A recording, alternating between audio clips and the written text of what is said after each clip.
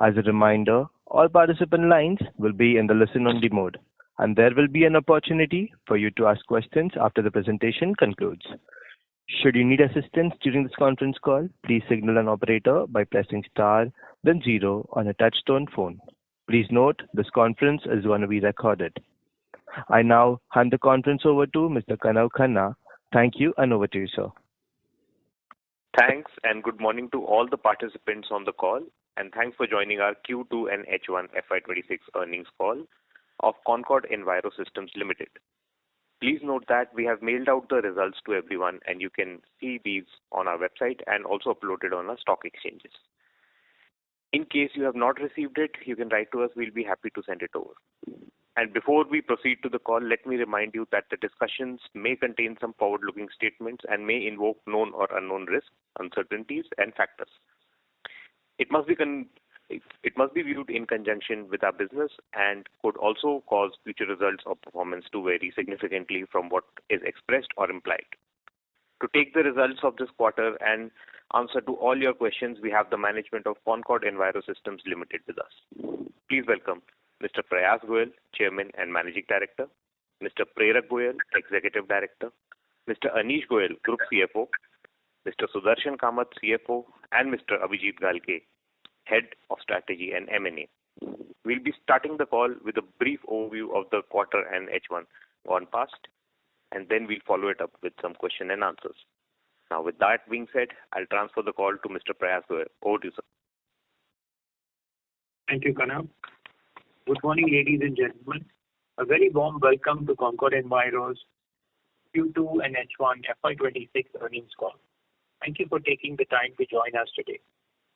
Let me begin with a quick recap of our company before moving to the highlights of the quarter and the half year.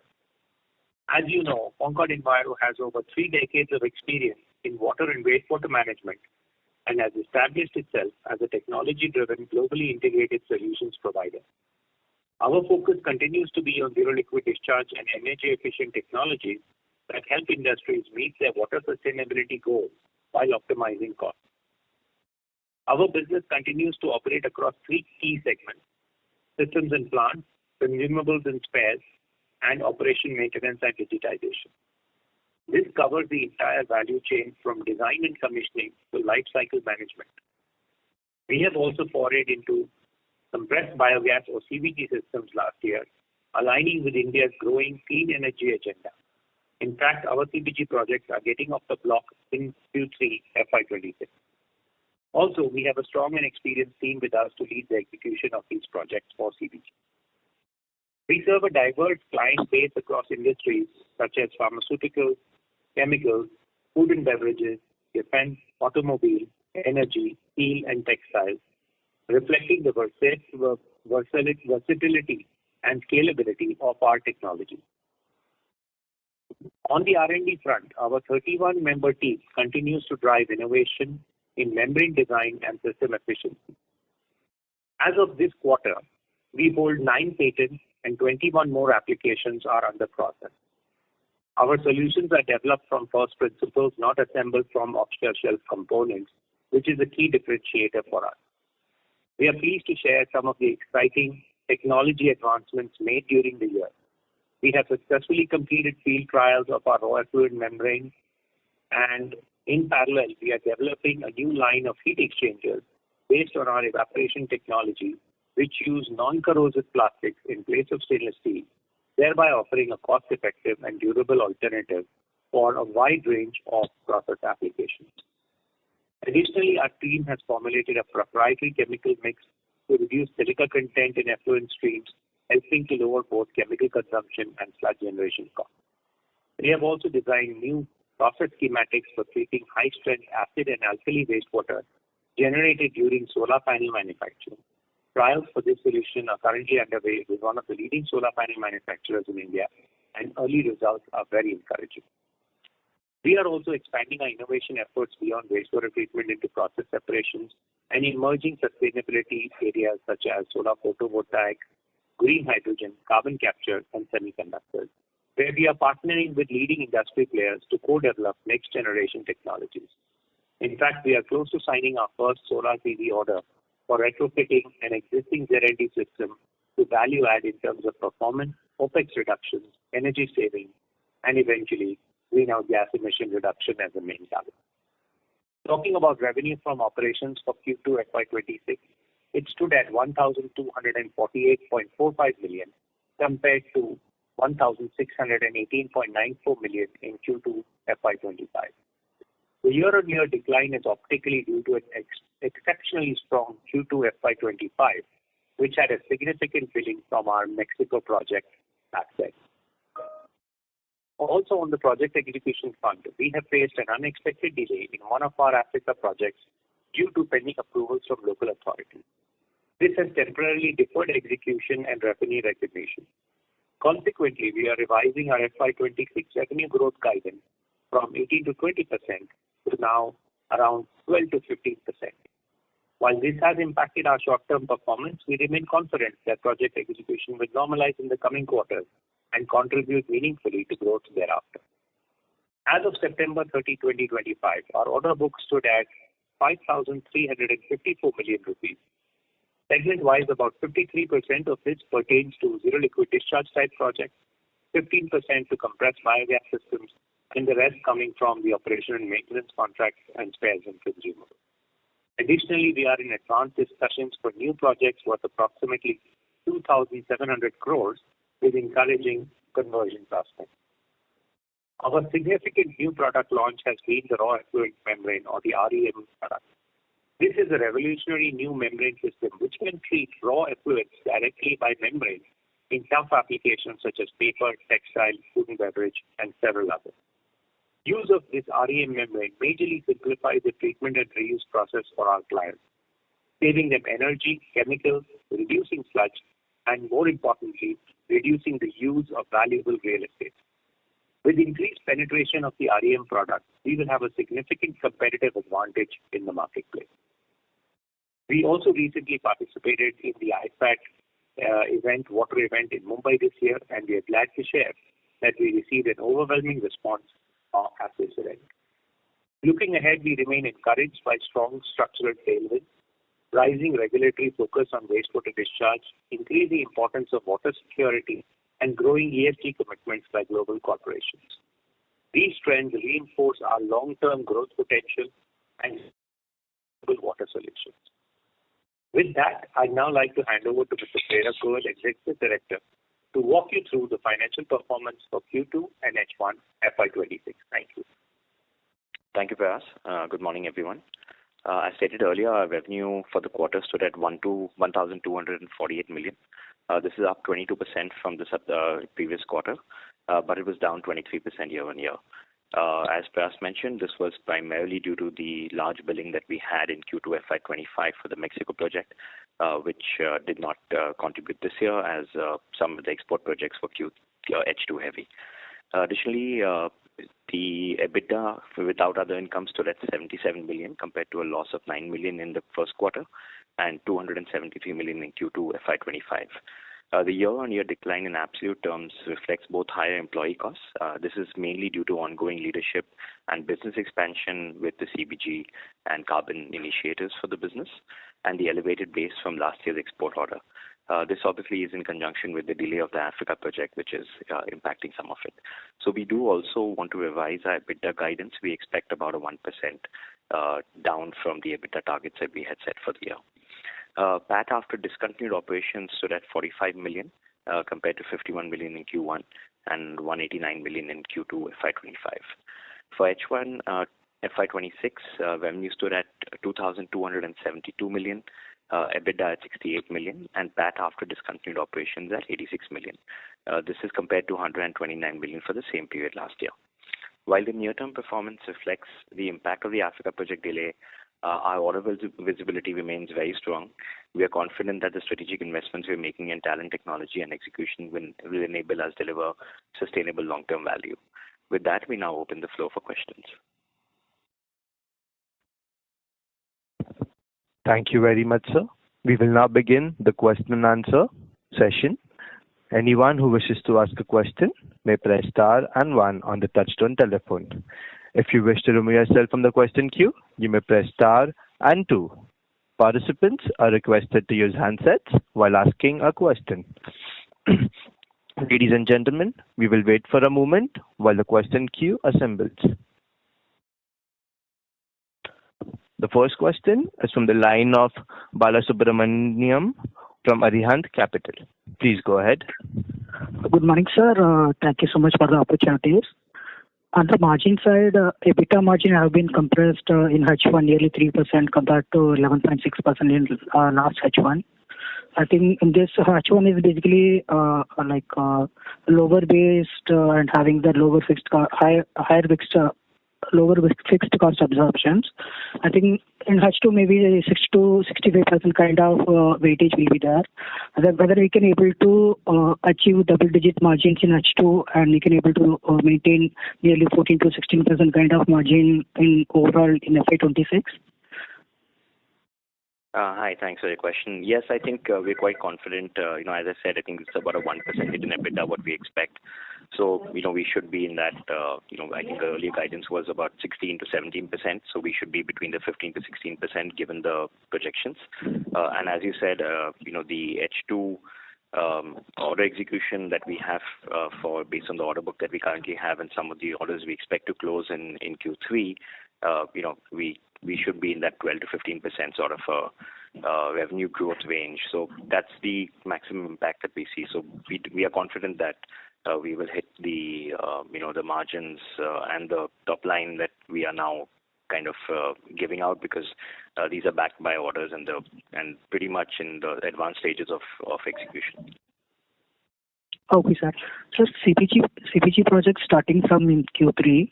And what is the current timeline for revenue recognitions from your initial CPG projects? And with a target of 3 to 5 industrial projects per year, maybe 100 crore kind of potential, what is the scalability and the margin profile of this segment compared to your core ZLD business? Yes, you wanted to talk about the CPG? Yes, sir. Yes, sir. Yes, CPG projects. Yeah. So, we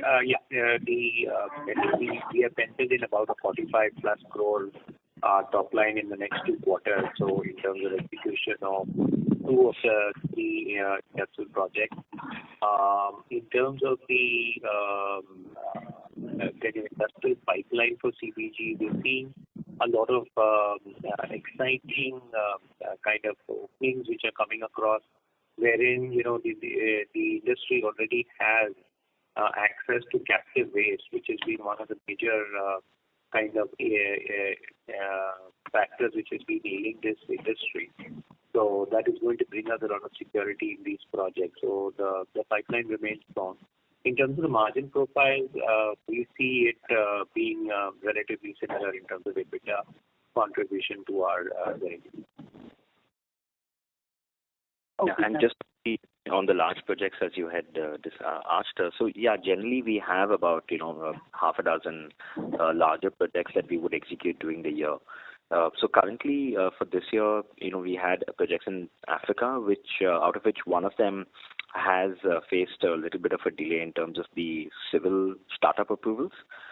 So because of that, it looks like the civils will only get underway in Q4, and which may impact revenue recognition in this financial year. So that's the reason why the revenue recognition has been revised.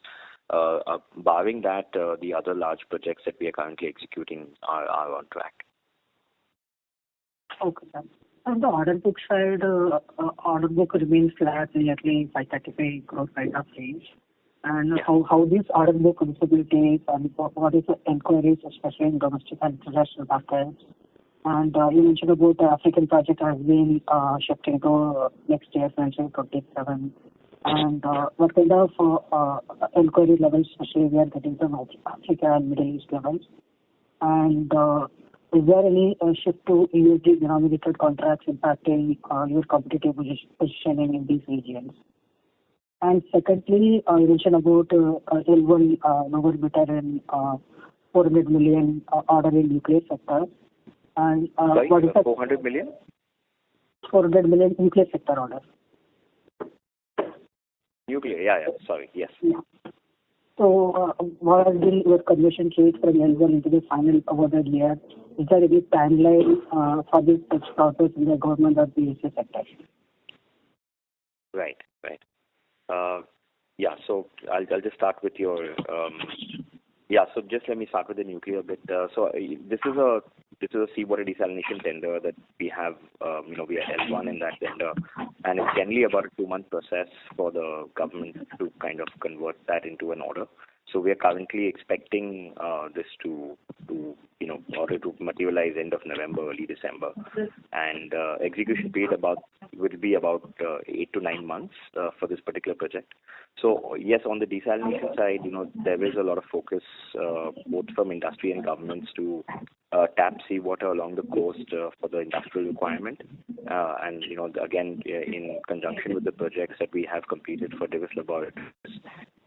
For Sterling and Wilson for a project where they were, building a solar power plant, and they wanted water for rinsing. So we definitely are consolidating our position around the seawater desal market, especially for these small to mid-size requirements. Just in terms of, you also talked about the pipeline. So I would like to say that, I think India is seeing a very strong focus in terms of growth and the inquiry pipeline that we're getting from large corporates. For investing in water recycling is very, very strong. I think the relationships that we've had with the large corporates, especially people like Tata Motors, Tata Steel, we're reaping those benefits today, and I think we continue to focus on these inquiries. Also, if you're aware that India is kind of launching certain recycling obligations to large water consumers, so that will also kind of help the business in the oncoming years. So the inquiry pipeline in India remains quite strong. Internationally, we continue to focus on key markets like Mexico, South Africa, where the local governance or the local standards that the countries are implementing in terms of wastewater discharge have been becoming more and more stringent, and the implementation of this is being kind of now being focused on by these countries. So, for example, Mexico will go by March 27. They have obligations for a lot of the industries to meet the new standards. So as a result of that, in Mexico itself, we're talking to some of the large alcobev companies, the food and beverage sector, something like yeast, to be expecting a large order as well. So there is a lot of discussion happening in markets like Mexico. Africa is another area where there is a lot of development happening and a lot of green capital flowing in there, which then requires companies to follow good practices in terms of their zero liquid discharge. So that continues to see strong focus as well. Okay, sir. So my last question, the 7.5 TPT carbon capture projects, I think it's a key proof of concept. And what is the targeted commercial in this business in terms of sale of systems, carbon credit sharing, and the services side? And what are the key regulatory or technological milestones that would trigger a broader rollout beyond FY27? Yeah, so thank you for that question. It's a very interesting focus area for us, and the deployment of the first commercial pilot is going well, and in Q4 we should be stabilizing that pilot. Consequently, we expect kind of revenue to come in H2 of kind of 27 from there on. The pipeline again there is very interesting across a wide range of industries, driven largely not only by regulatory but also by kind of more voluntary requirements from export-driven markets and also local clients looking to switch over to eventually to greener solutions. So we do expect on the technology side there have been good improvements in terms of our yield ratios for the biological system that we are kind of deploying. So yes, we request you all to please stay tuned to get more updates on this in the coming quarters. Thank you. Got it, sir. Thank you. Thank you. The next question is from the line of Kunal Ochiramani from Alpha Alternatives. Please go ahead. So my question is on business side. There are a lot of countries who are making membranes, RO, NF, UF, and MF. countries like US, Japan, Korea, China, Germany. And when we talk about desalination or any other process, so there has been disconnect with the market, and we want to understand the technology you guys have, which is what we claim is little different, or what is the moat we have, what is the core competency we have that we exist in broader markets like Mexico or even India. What is our core competency in this business? Yeah, thank you for the question, sir. Our core competency and our moat really in these businesses are twofold. Firstly, is coming out of our product and our IP-backed product, which is solutions such as differential membrane, different plate and frame type systems which we manufacture. So it's coming out of the hardware, let's say, number one. And number two, it's coming out of our knowledge of these industrial wastewaters, the application development that we make, understanding what contributes to the pollutant load in the wastewater, what kind of solutions need to be made. So we have, through decades of piloting and R&D on this subject, we have a huge body of knowledge and expertise in these areas. So these are two things which contribute to really building a very strong kind of, you can almost say, a pull from key clientele in understanding that these are the kind of solutions that they need, and is what is driving kind of global value seekers in terms of recycling and zero liquid discharge to kind of look to Concord to provide them solutions. So this is the experience we have with the clients, I understand. But can we quantify in the sense of efficiency, how are you placed with the global players versus the global players? Are we any better in terms of efficiency or cost? Like you've said, we are cheaper, 10-15% cheaper to global guys. But simultaneously, are we more efficient? Why would any customer choose us? Just to understand on business front. Yeah, sure. So I'll just maybe take another minute to bring you back to the fact that India has been one of the leaders in zero liquid discharge and recycling. So if you look at the global marketplace, on a global scale, India is the leader. And the kind of technology and experience that we have in reuse and zero liquid discharge, to be very honest, is not there on the global side. And as a result of that experience and that head start which we have in India and companies such as ours, we are able to provide, in certain cases, a very massive advantage to the client in terms of operating costs, where the technology that we provide can lead to up to a 50% operating cost advantage in many cases. And in zero liquid discharge, the kind of the life cycle operating cost or the annual operating cost is the key driver for any customer in the decision making. It's not just the capex, where obviously given our lower cost wave coming out of India, we are competitive compared to global players on capex. But more importantly, on operating costs, that's where the customers try to do the life cycle cost analysis and then say, hey, this is a significant saving, and that turns out to be the key decision making factor for them in choosing a partner or supplier. And in terms of efficiency, are we any better? We are miles ahead, sir. Can we quantify, because desalination needs some 99% and more of efficiency? Yeah, I'm talking in general about zero liquid discharge, sir. But yes, in terms of desalination, for example, I can say that if you compare the recent order wins that we've had, our captive power requirement has been at least 12 to 18% lower than what the other bids our customer received. Thank you so much. This answers my question. Thank you. The next question is from the line of Sonia Varnekar from Dalal and Broacha PMS. Please go ahead. Hello, sir. Thank you for the opportunity. So firstly, I want to understand what is the size of this African project which saw delay in approval? And secondly, you have revised your FY26 guidance lower. So you expect this approval to come in FY27 for that African project. So what is your guidance for FY27? Thanks, Sonal. So the size of the project was about $6.7 million. And it was broken up into a bit of local civil works and supply of equipment. At the current moment, we expect the approvals to come into Q4 of our financial year here. So we expect to start civils somewhere in that quarter. So there will be, let's say a minor revenue recognition coming into this quarter, maybe to the extent of about $1 million, and the balance, about 5.7 million, is what we expect to grow next year. In terms of execute next year.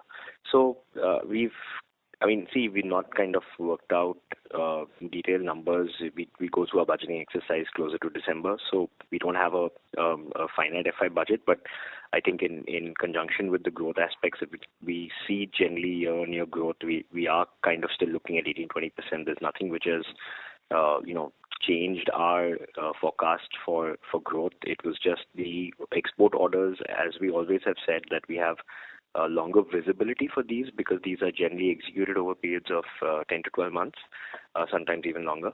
So just from our export pipeline, which we have, export order book at the current moment, this has kind of seen a little bit of a slippage. So it should help us in exceeding some targets in FY27, but I think it's too early for me to give you a guidance on that. Once we have our meetings and numbers, we can probably give us more. And I think probably in the Q3 earnings call, since we'll have completed our budgeting activities, we'll probably be more, probably correct on the numbers.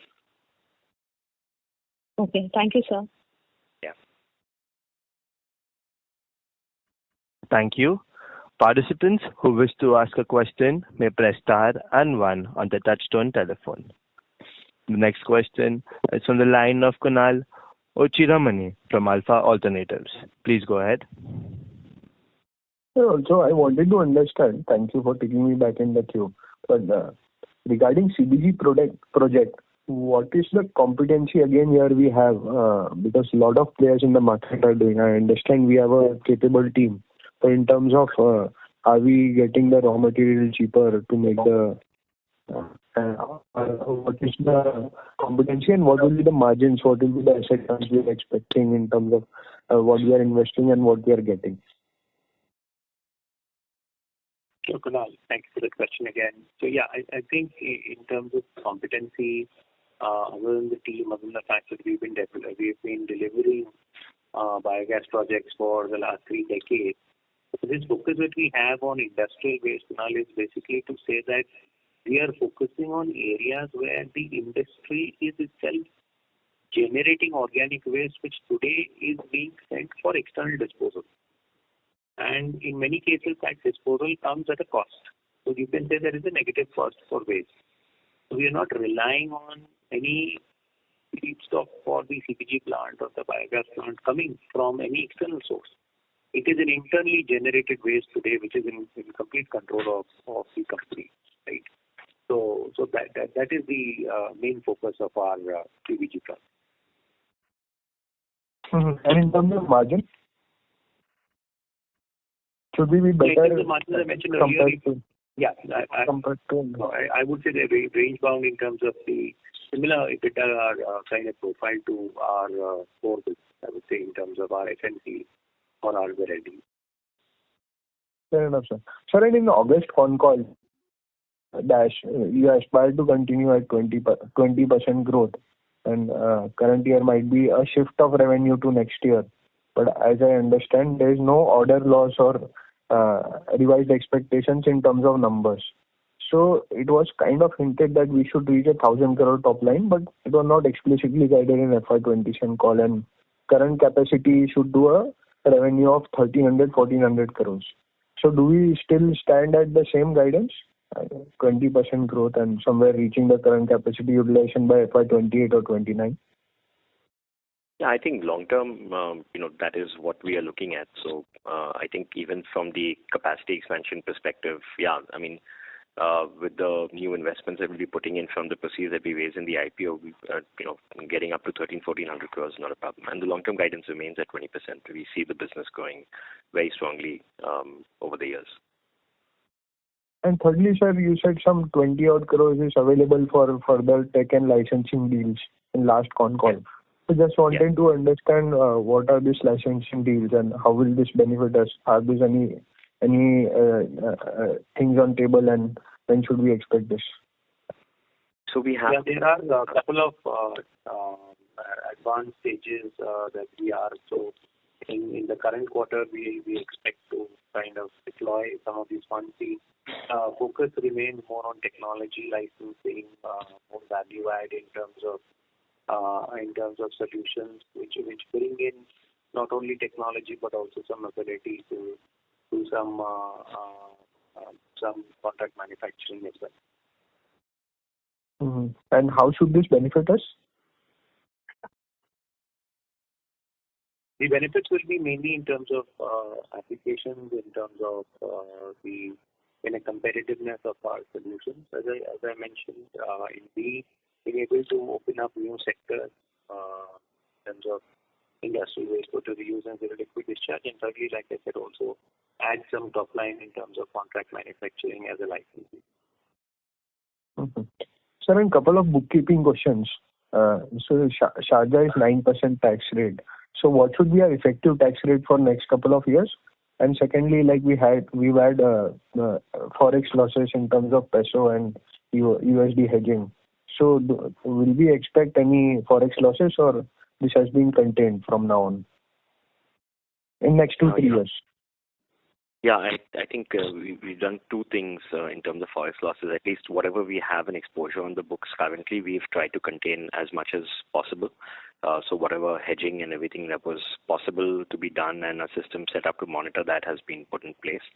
I think this year, because the peso has appreciated against the USD, there has been a significant gain in our forex loss. So the forex losses we had last year, we've almost overcome them. So obviously, whatever was the real forex loss that we had last year was accounted last year, but at least whatever was the unrealized has kind of got reversed and changed. The long-term policy from a group perspective, what we've done also is that we have switched our order currency mainly to US dollars. So wherever we are taking new orders, the exposure for supply of equipment, which is done from our India and Sharjah entities, is all going to be dollar denominated. And only the local works in terms of the installation, in case it's a EPC, then the civil, that will continue to be in the local currency, which will obviously then not impact us on the forex margins. So that's the plan going forward. And I think even if you look at the projects in Africa, etc., we follow the similar model. So yes, we don't expect anything large. We just need to manage the USD INR risk that we would be having as an organization. So your first question, the first part of that question was tax rates. Tax rates, yes, sorry. So in UAE, the 9% corporate tax is for entities which are doing business. So just to clarify, we are a free zone establishment. So in UAE, what they have said is that if you're a free zone establishment, you're eligible for tax only if you're doing work in the mainland. So if I'm selling from our free zone into Dubai or into UAE, then I'm subject to tax. For all revenue where I am exporting goods outside the country, the tax rate is not applicable to us. So we continue to enjoy a tax-free benefit in the UAE. This is as of the laws at the current moment. Given that our profits are split equally between the two jurisdictions, we expect the average tax rate to be between the 12 and 14% sort of a range. And obviously, this should keep fluctuating as projects keep moving, right? So depending on where the larger order base is coming from. This should be the larger 12 to 18% tax rate for next couple of years, I assume. It looks like by the segment-wise revenue in terms of exports and what we're doing in India, I would say between 12 and 14 generally would be the tax rate, the effective tax rate for us. But then also I understand that we moved all the contracts to USD, but what is the policy of hedging? Do we book the hedging rates at the day of booking the orders, or how does it work? No, so I see there is always an order execution cycle and the payment cycle depending on that. So we can only book the hedge once we have a sort of a crystallized cash flow from those projects. So basically when we have invoices where we can actually have the final date on payment, that's when we can typically hedge. It becomes very difficult and expensive to hedge a project upfront at the time of getting the order because cash flows might move depending on the project cycle. So yeah, it is basically done once the payment is available and confirmed. So on that basis, then we start doing that. We also obviously have a lot of imports in USD. So on the import side, we typically hedge everything that we have a liability that has to be paid for once the orders are in. Thank you, sir. This was very helpful. Thank you and all the best. Thanks. Thank you. Participants who wish to ask a question may press star and 1 on the touchtone telephone. The next question is from the line of Aditya Arora from P4 Capital. Please go ahead. Good morning, Prayas and Prerak. Just a follow-on question.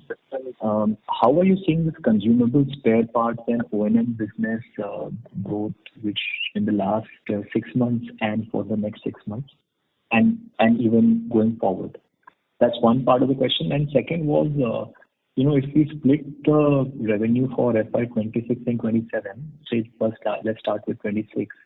Are you seeing ZLD or system business largely flat this year versus the previous year? Okay, thanks Aditya, for the question. So I'll just answer the first part of it. So see, on the O&M, I would say, a lot of the large projects that we done last year, especially like Mexico, they went into O&M gradually from Q2. So, Q3 and Q4, we will see that O&M getting pretty much solidized. All the plants will be working there. So that will obviously boost up revenues. Even in India, some of the large projects that we've done are currently in commissioning and handover phases. So, we see some growth in H2 from our O&M business, and that's how we are kind of forecasting the overall growth for the year. Trading in spares remains strong. We've been also given that for the Mexico projects, there will be some spares that the clients will procure from us for their ongoing maintenance, etc. So we see that to be quite strong as well. The third-party O&M business also is doing well. We've got some good traction there. So I think last quarter we've spoken about a project that we'd got from a large EPC player. So that kind of, we're consolidating that position. We're hoping to get more contracts from that same player for other projects as well. So that the O&M and spares is obviously a big focus area. We wanted to kind of grow to 40-45% of revenues. As we always say, it's kind of the best contribution to the bottom line as well, and gives us a lot of insights into client workings. In terms of the revenue forecast for the current year, I think, obviously the export business was lumpy last year as well because we had this large order from Mexico. So if you look at what's happening is that the Indian business segment has been growing. The exports will probably shrink as compared to what we had last year. So given that, we should be at about a 14 to 15% sort of a growth for the full year basis on the systems and plants business. Yeah, and we generally see that kind of growth coming in from flattish, but domestic. Got it. Okay, thanks. Thank you. The next question is from the line of Vineet Mehta from Ashika Group. Please go ahead. Sir, our follow-up question is on basically outlook. So with new R&D processes coming and new CBG project coming, so 26 you have said that 14 to 15%. But what about 27? Like, what do we expect in 27, 28 going down the line? Like, what will be the growth rate in CBG projects, and if the starting range of CBG projects margin is 14 to 15%, how when it gets on full scale, how can you leverage it more further? Like, will it go more 100 basis, 200 basis points ahead? And what will the implications of that new R&D projects we have taken, which will also boost margins? So what will be your margins going? What are the targets for margins going forward? Yeah, sure. So I sorry, just answering your questions in parts. So I think just on the growth profile, so as I said earlier as well, I think overall we don't see any change. We do see 20% sort of growth rates that we should be able to achieve, going forward. So while we've not done our exact budgets yet for FY27, I think the general guidance and the sentiment in the country, and given the kind of inquiries that we have, the growth targets for us remain in that segment. In terms of the margin profile, especially for CBG, we've been doing a lot of the biogas projects, even the Mexico project, a large biogas project. Right now also we bid for a large biogas project for wastewater in South Africa. So there is a lot of projects that we do for biogas. Now, tuning that to CBG, the core technology is the same. You still need the same tanks, the same systems to set up a CBG plant as well, because the biogas piece is almost similar. And then you need some specialized equipment like compressors, etc., to concentrate that gas and clean the gas. That's where CBG gets a little different from the industrial biogas projects. So I think starting off, we definitely seeing that because we'll have a core team which will be running the CBG project. There will be some local site works that will be required. So we kind of expecting a 14 to 15% sort of a margin. It will increase as we keep doing more projects. The more scale that we get, more multiple projects running together. So I think we can definitely increase our project base there. As I said, for any business that we like to run, we generally like to target about 18-20% sort of EBITDA numbers over longer term. So we like to enter the businesses if we see that being scalable and possible to get up to those numbers. So that continues to remain our target. But yes, as we scale up, we will continue to look at what's the best numbers that we can get. It's also market dependent, as Prayas said. This is a solution that we're giving to a lot of industrial clients who have captive waste. So it's about getting the project economics right for them, so that they can invest in these projects and actually get a return from their waste. I'm sorry, did I miss any part of your question? No, that was part of it. Yeah, thank you. Okay. Thank you. Thank you. Participants who wish to ask a question may press star and 1.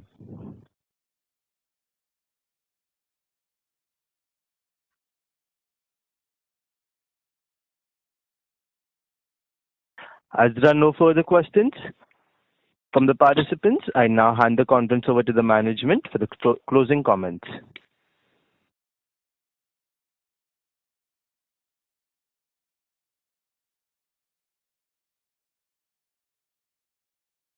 Thank you everyone for your time on the call today and the questions. We look forward to connecting again in the Q3 call. Thank you.